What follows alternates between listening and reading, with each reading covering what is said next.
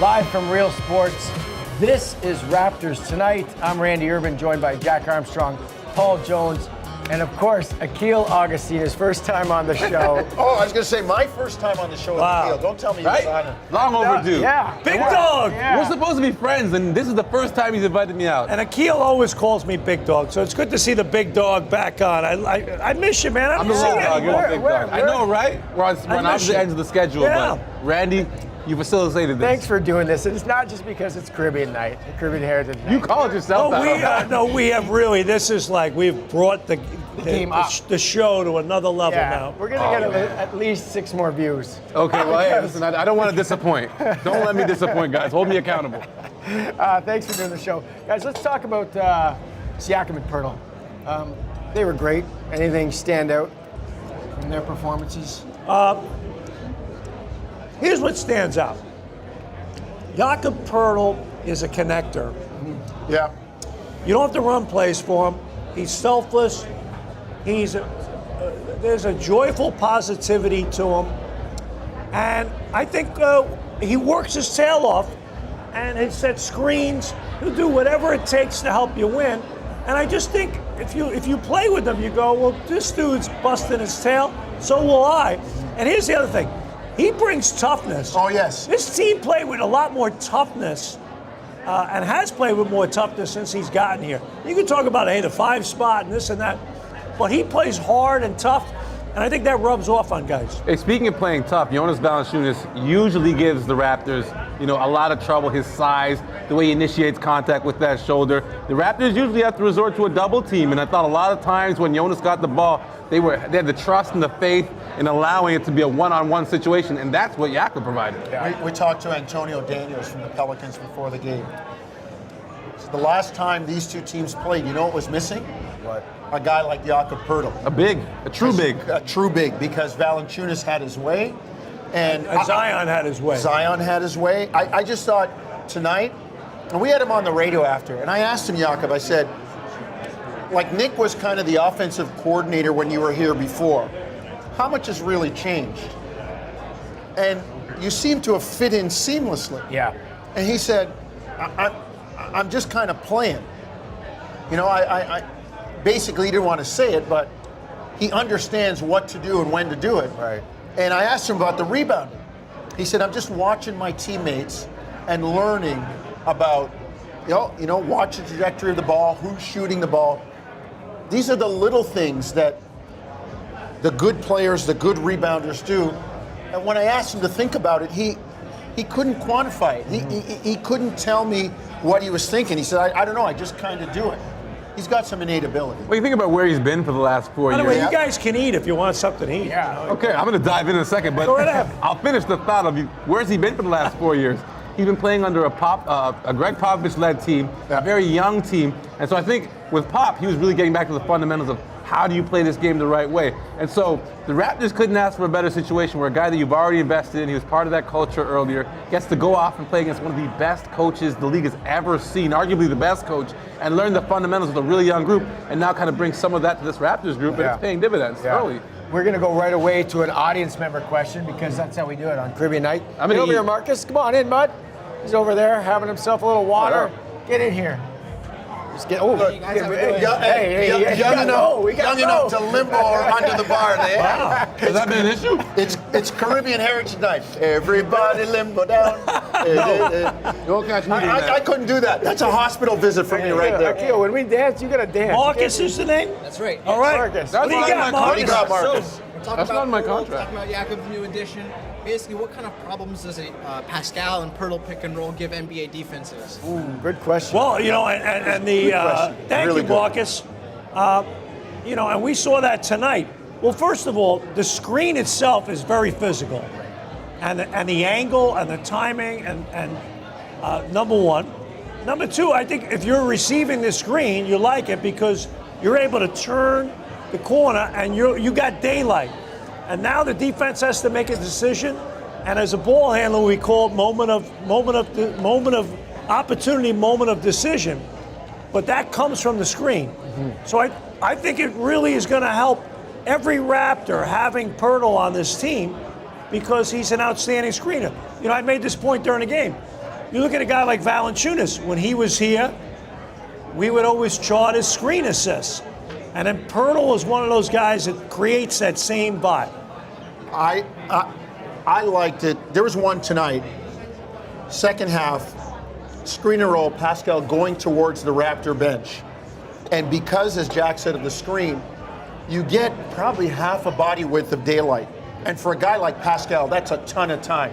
He turns the corner. He hit Poeltl going full speed down the lane for a layup. And why? Well, because now Pascal's turning the corner. They're worried about the ball handler. You got Gary Trent in the corner. You can't help off the strong side. What are you giving up? You got to give something up. Okay, we'll hug. We won't stay in the lane. And Poeltl wide open. Nick Nurse called that a lot tonight. And I loved what I saw between those two guys. I'll say this. First off, you got to give credit to Pascal Siakam. He's a lot better of a passer. That pocket pass is available for him right now with the way he's handling the rock. And then you think about something called revolver action, which is when you get that first screen and roll, oftentimes the shooters in the corner, they kind of edge up on the wing and it creates an opportunity for a shot. So that's going to help the three-point shooters on the perimeter. And even then with that, if you've got both Pascal and Jakob coming downhill off that pick and roll, that creates a lot of advantage on the offensive glass. There's a lot of different wrinkles and a lot of different ways that can play out for this Raptors offense. Well, great stuff, guys. Because you asked the question, you get to shoot for an appetizer, a drink, and it is Caribbean night, so there's a lot of good stuff. Well, you know what? These guys You are want some so of these? fit, they're not eating. You can have. Paying. The new guy pays, right? What? The new guy pays, right? But you got to there you go. What? New guy pays, right, Akil? New guy pays. Get a ginger ale then. Sure. Is there a line? One ginger ale. And you got to do a little dance if you make it. Oh, you get another chance. Get another one. Here we go. There you go. Hey, all right. All right, One Marcus, versus a way to split. go. Put it on Akil's tab. All right. Listen, Nice job, man. Thank you, more of Marcus. Thank you, Jack. oh man, you gotta tell me when I got food on my face. It's okay. That's a bad All right, night. there you go. You finally eat. You guys the are name of the worrying show. me about The this. saltfish is good, man. Is it good? Oh yeah. I like that. All right, I'm going to get into What do we got here? Any other keys to the win for you? I thought some resiliency from the Raptors. We saw this movie before against Utah, right? Up 10, up 12. You let the other guy hang around and he noses you out at the wire. Tonight, though, I thought they clamped down when they had to. They got a couple of key stops. Gary Trent Jr. with a big deflection late in the game led to a basket. I just thought maybe they learned something from that Utah loss, and they made sure it didn't happen tonight. You know, it's interesting. I'm talking about a different sport, but I'm reading a book right now that by Bill Polian, who's a 6-time NFL Executive of the Year, a friend. Colts. And he... Bills. Colts and the Bills. Bills. Bills and the Colts. Bills That first. made me look bad, man. No. Bills first, He then goes, Colts. That's he what I was goes saying. through I'm all old enough these to know those different days.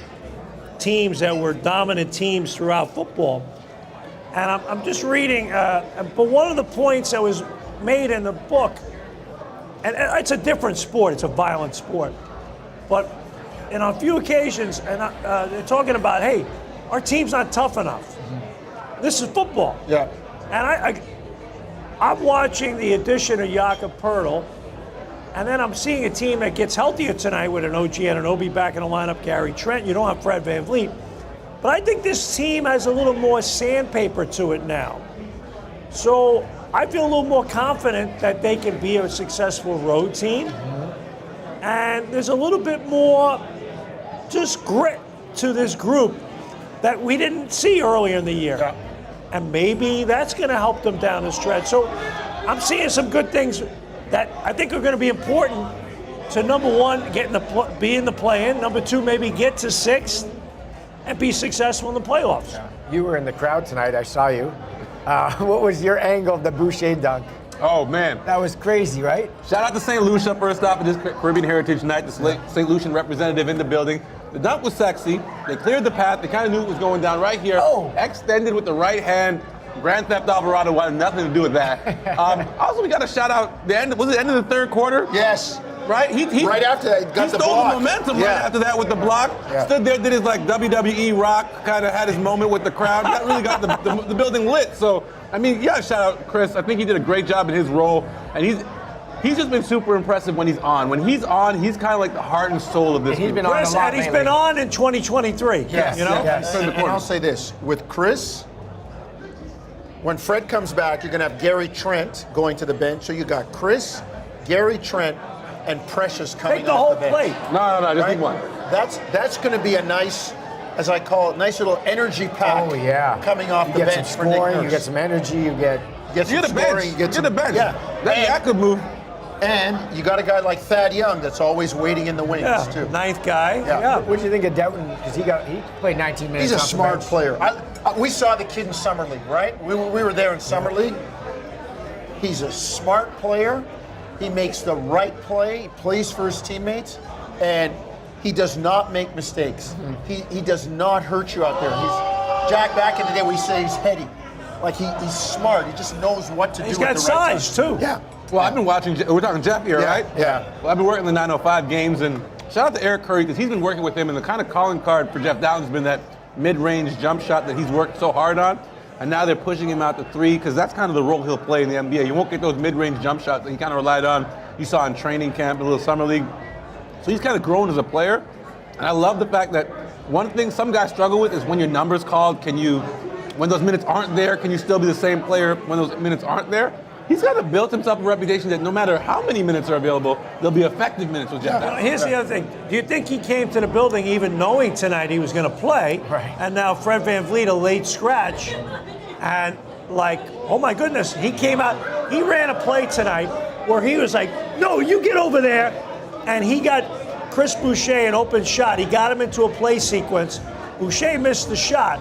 But I was like, oh, okay. I'm in charge here. I'm in charge here, and you get where I'm telling you to go. And that's what a point guard's supposed to do. And I'm really impressed by him. Shows a lot of familiarity with the playbook too. This kid's a thinker. He's cerebral. Very good player. Let's talk about Scotty Barnes because his three-point shot of late has been good. What does that do to his overall offensive game when he's hitting that? Well, stretches the floor. Yeah. I mean, he's a guy that will, no matter who it is, when he chooses, he will walk you into the lane and score on you. Now, if you have to run out at him or there's a threat from the outside, it gives him a driving lane. You know he'll pass the ball to the right guy or he'll finish. So it adds another dimension to his offense. And look, he's going to eventually need that. It's part of the evolution, his evolution as a player. So why not get to it now, but keep the other parts of your game fine-tuned?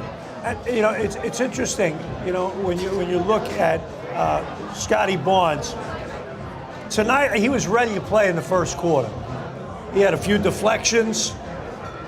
I think with Fred out of the lineup, he knows he's going to handle the ball a lot more. He's going to be a lead guard type player, and he's ready to go. I think the next step for him, and I said it during the game tonight, how's your warm-up? Like, what's your pregame routine? Are you soaking wet? It's like Tyson coming out for a heavyweight fight, and you're dripping wet. And, like, to me, he's one of those guys that likes to ease into games. What I want to see from him is what I saw from him tonight. He's like, okay, I know I'm going to have the ball more. He was more. Yeah. And I tell you what, he can impact winning for 4 quarters, not as the game goes on. And I think that's his next step as a player is like come out, ready, impact, and be a guy, big-time guy on both ends for 4 quarters. Yeah. We got a question from the live audience. Well, it's always good that they're live. I mean, it's we always worry if it's the alternative. Bougie Bougie is the name. Is our team better off playing more man-to-man defensively or a mixture of 2-2-1, 2-3, 3-2 trapping zones? Look, when it comes down to it, you got to guard your yard. Like, it's about man-to-man and stopping that dude that's across from you. Sit in your chair, look him in the eye, and keep him in front of you. And I love the way Nick mixes in the zone, especially out of a timeout to maybe blow up a play. He'll throw, some pressure on occasionally, and those are nice to break the rhythm, but it's about how solid are you in the man-to-man? Because that's what travels. There's no gimmicks around that, right?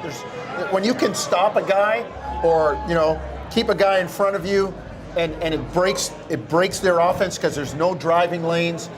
They move the ball, there's still a guy there. Yep. They run deep into the clock. There's no tricks to that, and that's the stuff that wins you games. And they held New Orleans to 45 points in the first half. Yeah. That's big time.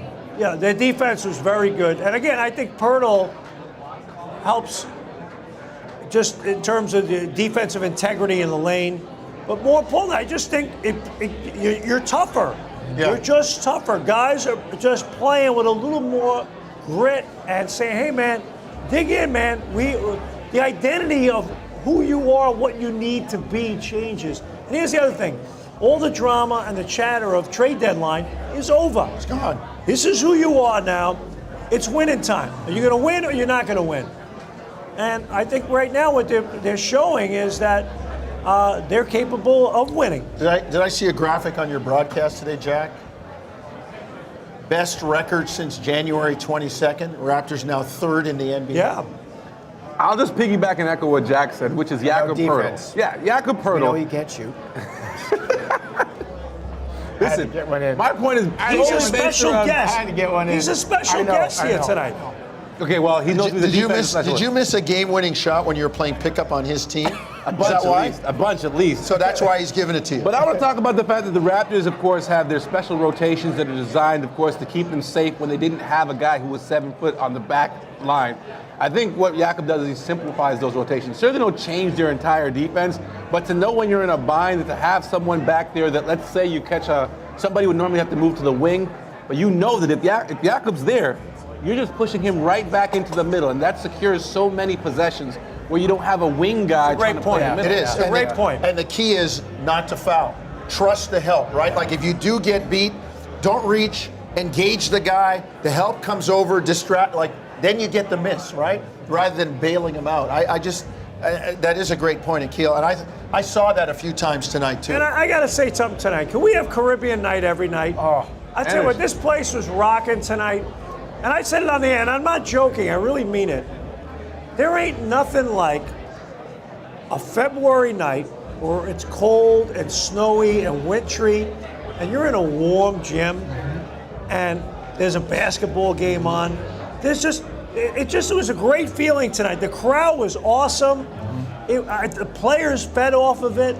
It was a really good vibe. I went over to the game operations staff after the game. I said, you did a great job tonight. The whole thing it felt like the playoffs in here tonight. Yeah. One of my favorite songs was performed live. Kevin Little. He was amazing. Kevin Little was amazing. You know that song. It felt like Trinidadian Heritage Night to me. As a native Trinidadian, it felt very special Well, to me. let's have it every night. You know? Great tee up, guys. It was Caribbean Heritage Night here at Scotiabank Arena, and some of the Raptor players, were asked what their favorite Caribbean dishes were. Let's have a look at that first.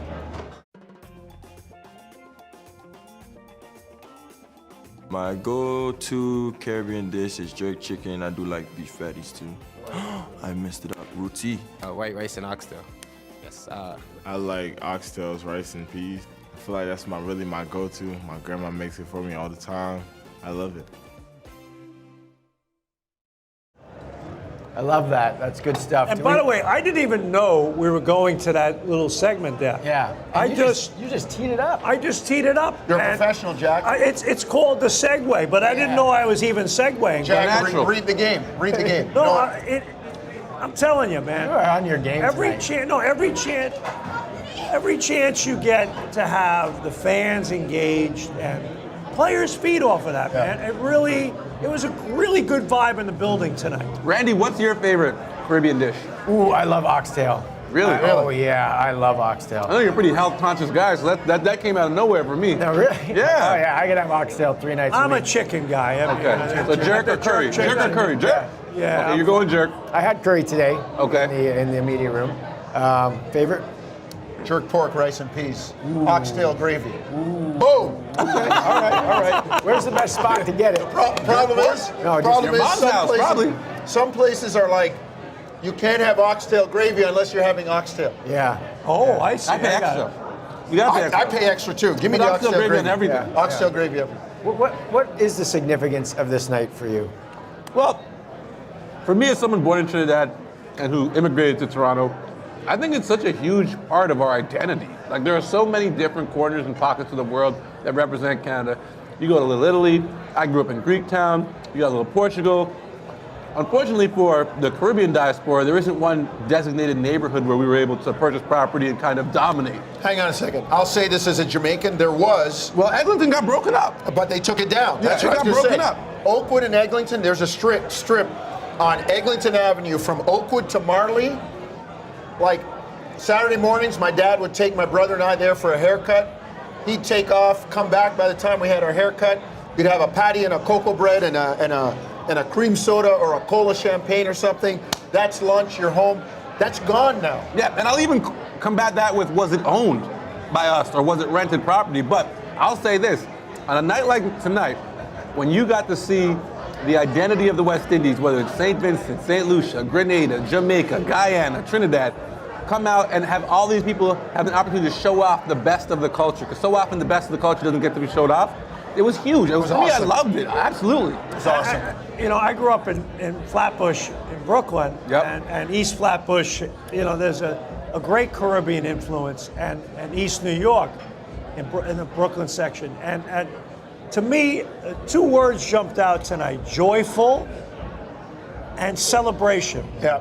And it's a great vibe. It's a great vibe. There's a spirit there. There's a soul, and it's really fun to experience it. It echoed through the community too, because I got a text from my mom who lives in Brooklyn, New York, and she's like, Patrice is performing at halftime? Right. And you look on all the social media accounts for the Soca leaks and so on and so forth, and everyone's talking about the Raptors are doing what? The Nets aren't doing this. Brooklyn in the Miami Heat, house. Brooklyn in the house all day, every day. This is the third time. Yeah, I nailed it. You knew it. This is the third time.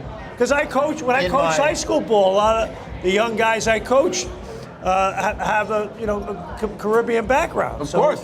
Connect with that. It's the third time in my career as a broadcaster that I did not leave the bowl at halftime because I wanted to see the performance. What were the other two? The other two were Gladys Knight and George Clinton. Okay. Funk All-Stars? And you were okay. You got through the And whole the Pips? game without using the bathroom. You're okay. Yeah, well, no, when she stopped, Patrice, I deked out. You used to quickly. put it 20. You took a 20. Let's switch gears a little bit. Go to the All-Star break. We saw Mac McClung win the slam dunk competition. Yeah, I have an opinion on that. Okay, I was in the building. Let's hear it. I was in the Well, building. my opinion is we let our fans vote for the All-Star game. And look, the kid's got ups. It's great. But he's not an NBA player. The guy has had a cup of coffee in the NBA. Look, I'm thrilled for him. I'm excited for his journey. I hope he gets an opportunity to play in the NBA. But he's not one of the 450 guys that really has been playing in the NBA right now. And I think I would love to see our fans have the opportunity to vote who they want in the slam dunk contest, who they want in the three-point contest. And then obviously the next year, if we voted you in the last year, you don't have to do it again unless you want it. But to me, we need our best guys. We need to. All-Star Weekend is a celebration of our great players. Yes, and with all due respect to Max McClung, who is Max McClung? And He's an internet sensation. no, he's an internet sensation. But is he going to even play 100 games in the NBA? Yeah, well. I don't even know. Maybe I'm wrong saying that. His shape. winnings, Someone's gonna make his him- winnings from the dunk contest out-earned his Surpassed. career winnings Yeah. from playing professional Here's basketball. what I think. The And I'm not Stars. dissing on the guy. No. You have a valid point. The Stars, and I think back to my era as the oldest one at this table. You're 39. I'm celebrating some anniversary of 39. In 1977, when the leagues merged, and Dr. J came in from the ABA and won in Denver, yeah. and won the MVP and was in the dunk contest in Yep. '84, and the stars of the game put the game on display. And think back, Kobe was in the dunk contest, Jordan, Dominique Wilkins. Like, we had the best of the best playing. I'll even go to the game itself. All it would take is one guy in that game to play defense, and that would trigger the whole thing. The Stars, they can't just sit back and collect the money and say, I don't want to do anything, I don't want to lose, I don't want to hurt my brand.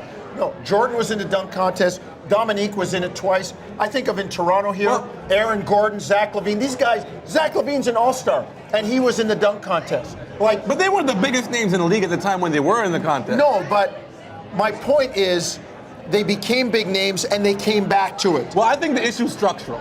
And here's the issue. It starts with the stars and it starts with the sponsors. First off, David Stern did an amazing job of making this a player-centric league. Now each player himself is almost $1 billion industry. LeBron set the standard. And so guys a lot of times don't want to hurt their reputation. We saw what happened with Nate Robinson. We saw what happened with Birdman. Multiple misses in the dunk contest really hurt their brands, right? So then the challenge now falls on the sponsors. How did it hurt their brands? Well, you talk about social media in this era. It's not the same. Well, you might not. You might not care. You might not care. But some of these guys who grew up with a different type of conditioning, they care about those things. That matters. That clout, it matters to these guys. So I would say the challenge that I would issue is to the sponsorship teams, right? This is the biggest event in NBA for this period, before the playoffs. Put the money behind the event. If you were to increase pricing, listen, because if you want the best players, if you truly want charity, the best players, if it's for charity, but I think money is the major motivation here. You've got to motivate these guys to get over their shyness, to get over their reluctance to compete on a stage like this. Yeah, no, I'll go the other way. Okay. I think we've reached a point where we're killing the golden goose. And I'll tell you what, if I'm looking up at the TV. Right now we're here at Real Sports and Golden State is playing the Lakers on TNT. You know what? Turner pays a blank load of money to the NBA, and we have a new TV deal coming up. And if I'm Turner right now, I'm saying to Adam Silver, Adam, I'm not happy. I'm not happy. Because I'm paying a blank load of money, and I'm not getting bang for the buck. And everyone's talking about the new NBA TV deal is going to be crazy. We're looking at that Amazon NFL deal and the potential deals that are coming out. But if our players aren't going to play, the guys aren't playing. If our players aren't going to play in the regular season, if our players aren't going to take part in the elite events in the All-Star Weekend, if the All-Star Weekend is going to become a problem, I love the NBA. I love our players. I think our players are amazing. Let's not kill the golden goose. Now, and we're killing it. And I think there comes a point where Adam Silver, it's on him, there comes a point where we live in a society now where everyone dances around conflict. Yes. Yeah. I think you need to say, hey, man. Hey, here's what I'm saying, Jack. I'm not putting up with this no more. How do you incentivize that? I'm telling you. If you're second team All NBA and you get a chance for a Supermax contract, you can't be first or second team All NBA unless you play 60 games. I'm sorry. It's legit. And you know what? I would put a higher. number. I would have gone higher. I don't care. I picked 60 or you're in the right church. 65. Just go right you're down in the right 65. church. Let's get in the right pew. Put a number on it. We're there. Put a number on it, right? The other part is the load management. Take out the back-to-backs. Take them out. And say to guys, John Stockton, I sat in on an interview with John Stockton where he said he knew that people only had money to come and see him play maybe once a year, and he didn't want them to miss that. Joe DiMaggio story. He told me that a guy died in a car accident, saved his money, bought one ticket to come to a game in Utah. The roads were bad. The guy died. He said he felt terrible because the guy was coming to see him play. We don't have those attitudes anymore. Michael Jordan, Kobe, those back in the day, and I know about the brand stuff that Akil's talking about. I get that. Screw the brand. So take out the back-to-back and expect guys to play. No, I mean the other part of it too is the tiered pricing. You know what the prices are next door when LeBron comes once a year? Steph Curry has not played at Scotiabank Arena since Game 5 of the Finals in 2019. Think about that. The biggest star, one of the biggest stars in the game, has not played in Toronto for circumstances. Yeah, but one of those times, they sent him home. Yeah. And look, you know, it's interesting. And Greg Popovich is one of those guys who's kind of joked about, you know, it's a circus and let's have a 4-point play and 5-point play. He was the guy that started it all. He was the one that started it all and didn't bring his guys. You know, so my point is, Adam Silver's in a tough spot. You know, David Stern was an iron fist. Adam's more of velvet glove with a little iron fist. And I'm not advocating lockout. I'm not advocating any of that. What I'm advocating is that let's not kill the golden goose. This is a great game. Our players are amazing. I love our players. I love everything about our league. We just got to find a way that everyone needs to understand the common sense element of it. Like, this is great. Everyone can benefit. It's such a wonderful game. Let's not mess it up. I heard We're another at one. that point because I don't want to. Let's not turn our fans off. Right. Let's not turn our sponsors off. Let's not turn our partners off. I heard another one from a fan too. Said, I paid $300 to see LeBron play. It's the second night of a back-to-back. He was on load management. Put him at a table somewhere for an hour so people can come by and stand and take a picture or sign a few things. That's not happening. That's not happening. But I'm saying, though, what will that do? He'll say, well, you know what? Maybe I'll play. I'm going to play. Maybe I'll play rather than sit there at the table. Well, here's the biggest problem with all this stuff you're talking about. If you're LeBron James or any player, instead of saying, hey, look, play the first 12 minutes of the game and then not play after that. Well, no, that affects your statistics. Right. Yeah, you got a game. Right? So either you play and you're able to play 40 minutes and get the statistical data, because everyone's into data nonsense, rather than saying, hey, no, the guy did his appearance, he did his cameo, right, and played 12 minutes, and then we sat up. But everyone got a chance to see him play for 12 minutes. These are just the penalties of success. Yeah. Also, we got to give David Stern his credit because he realized the players are what people want to see. But here's the challenge: let's not kill the golden goose. No, I hear you. And I don't know how to fix it. I don't know the We're answer. spitballing. We're brainstorming. We got a lot of the issues out on the table. But I'm telling you, 65 games. Yeah. I like that. I like that. Let's stop it there. Good stuff, guys. Anthony Edwards did say you got to play games if you want to get the awards. I liked that. What did he say? You got to play the Gotta games play if the you want to games. win the He awards. wanted a 70 minimum he for said the that, MVP. on All-Star Weekend. And I like Anthony Edwards. 70 game stepping minimum up to be and saying considered that. for the MVP race. Yeah. That's what he wanted. Yeah. All right, One of the good youngest stars. By the way, Good to stop it there. I saw Karl Malone in Utah. He still looks like he could give you 30 and 20. The mailman still delivers. No doubt. Man. All right, next game for the Raptors, Saturday afternoon. Has this in been the Detroit. longest show in It's been history? a long show. By the way, this guy. it my fault? Hey. Big dog. Big That dog. did good. It's been too long. I I'll leave love you it. hanging. Oh, sorry. No. Come on. And by the way, let's terrible at this. just say it right here on live TV before we go. Akil, he told me before the game, before the night, he kicks Randy's ass on the court consistently. That is not true. All right. Akil told me to say that. think I said that? Look at Jack. Look at Jack throwing bombs. The big dog. Look at Jack throwing. Big dog in the I house. don't know what you did to Jack, but hey, get your back We for can it. go right now. Good night. Can I get the ball? Hold Next on. game, Good night. Saturday, 12 o'clock against the Pistons night. in Detroit. After the game, watch Raptors Big tonight dog in the house. on YouTube and NBA TV Canada. Thanks for watching. See you next time. Shout out to Cuba.